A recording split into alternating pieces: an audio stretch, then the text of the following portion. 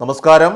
വയനാട് ലോക്സഭാ മണ്ഡലത്തിൽ 4,10,931 വോട്ടിൻ്റെ മൃഗീയ ഭൂരിപക്ഷത്തിൽ പ്രിയങ്ക ഗാന്ധി അതും തൻ്റെ കന്നി മത്സരത്തിൽ വിജയിച്ചത് മുതൽ ഏറ്റവും കൂടുതൽ അസ്വസ്ഥതയുണ്ടായിരിക്കുന്നത് ഇപ്പോൾ BJPയുടെ ദേശീയ നേതാക്കൾക്ക് തന്നെയാണ്.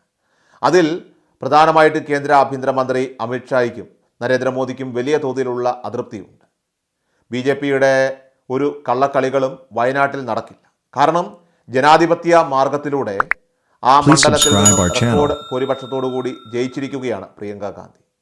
ഇപ്പോൾ JPCയിൽ കൂടി അംഗമായി കഴിഞ്ഞിരിക്കുകയാണ് പ്രിയങ്ക ഗാന്ധി.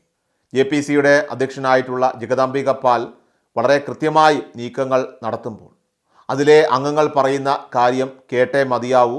അതുമാത്രമല്ല BJPയെ സംബന്ധിച്ച് അതുകൊണ്ട് തന്നെ സ്വന്തമായി ഒരു രാഷ്ട്രീയ തീരുമാനവും അജണ്ടകളും കൈക്കൊള്ളാനും സാധിക്കുകയില്ല.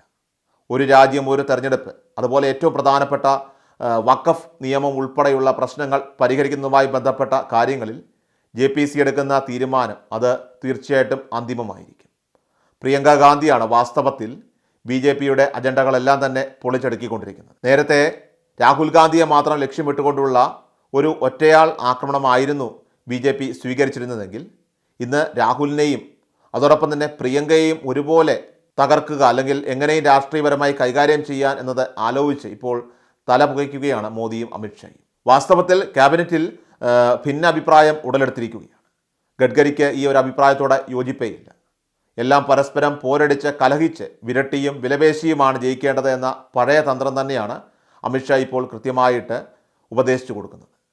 എന്നാൽ അത് BJPക്ക് കേവല ഭൂരിപക്ഷം ഇല്ലാത്ത ഈ സർക്കാരിൻ്റെ കാലയളവിൽ നടക്കില്ല എന്നത് ഇപ്പോൾ വീണ്ടും ഓർമ്മിപ്പിക്കുകയാണ് പ്രതിപക്ഷ നേതാവ് രാഹുൽ ഗാന്ധിയും അതോടൊപ്പം തന്നെ വയനാട് MP പ്രിയങ്ക ഗാന്ധി. ശരിക്കും ഇപ്പോൾ പ്രതിപക്ഷത്തിൻ്റെ ഒരു മുഖമാണ് പ്രിയങ്ക എന്നുള്ളത് അതിൽ യാതൊരു സംശയമില്ലാത്ത കാര്യമാണ്. ലോക്സഭയിൽ BJPയുടെ വനിതാ അംഗങ്ങൾക്ക് പോലും പ്രിയങ്കയോടെ മതിപ്പാണ്, ബഹുമാനമാണ്. പ്രിയങ്ക പറയുന്ന ഓരോ വാക്കുകളും ഓരോ പ്രതികരണങ്ങളും വളരെയധികം ആരവത്തോടെ അവർ ഏറ്റെടുക്കുകയാണ്.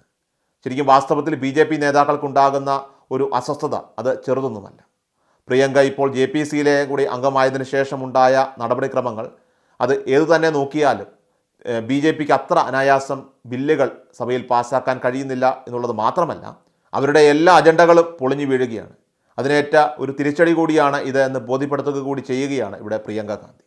ഇനിയിപ്പോൾ പ്രിയങ്കയെ എങ്ങനെയും പൂട്ടണം, അതാണ് BJP ഇപ്പോൾ തലപുകഞ്ഞ് ആലോചിച്ചു കൊണ്ടിരിക്കുന്നത്. പ്രിയങ്കയെ അയോഗ്യയാക്കാൻ എന്താണ് നടപടി, തെരഞ്ഞെടുപ്പിനെ റദ്ദാക്കാൻ എന്താണ് വഴി എന്ന സംസ്ഥാനവുമായി കൂടിയാലോചിച്ച് BJPയുടെ കേന്ദ്ര നേതാക്കൾ ഇപ്പോൾ തലങ്ങും വിലങ്ങും ഒരുപാട് ശ്രമങ്ങൾ നടത്തി നോക്കിയെങ്കിലും ഇലക്ഷന് നൽകി അഫിഡവിറ്റ് ഉൾപ്പെടെയുള്ള പ്രശ്നങ്ങളിൽ തിരിമറിയുണ്ടെന്നൊക്കെ വരുത്തി തീർക്കാനുള്ള ശ്രമങ്ങളെല്ലാം തന്നെ BJPയെ സംബന്ധിച്ചിടത്തോളം ഇപ്പോൾ പാഴായിപ്പോയിരിക്കുകയാണ്. കേന്ദ്ര ഗവൺമെൻറ്റിനെ ഇത്രമേൽ ശക്തമായി സഹകരിക്കാൻ പ്രിയങ്കയ്ക്ക് ഒരുപക്ഷെ രാഹുലിനേക്കാൾ മികച്ച ഒരു വൈഭവോ ഒരു കഴിവോ ഉണ്ടെന്ന് ദേശീയ നേതാക്കൾ വെറുതെ പറയുന്നതല്ല. കാരണം ലോക്സഭയിലും രാജ്യസഭയിലും BJPയെ സംബന്ധിച്ചിടത്തോളം ഒരുപോലെ സങ്കീർണമായിട്ടുള്ള ഒട്ടനവധി പ്രശ്നങ്ങളുണ്ട്, അസ്വാരസ്യങ്ങളുണ്ട്.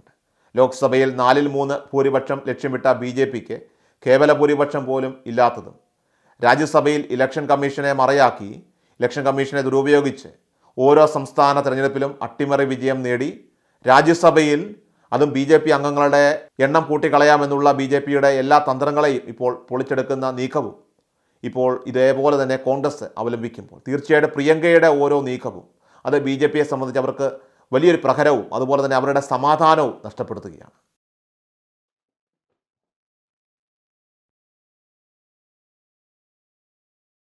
എല്ലാ ദിവസവും വാർത്തകൾക്കായി സബ്സ്ക്രൈബ് ചെയ്യുക, ഫോളോ ചെയ്യുക.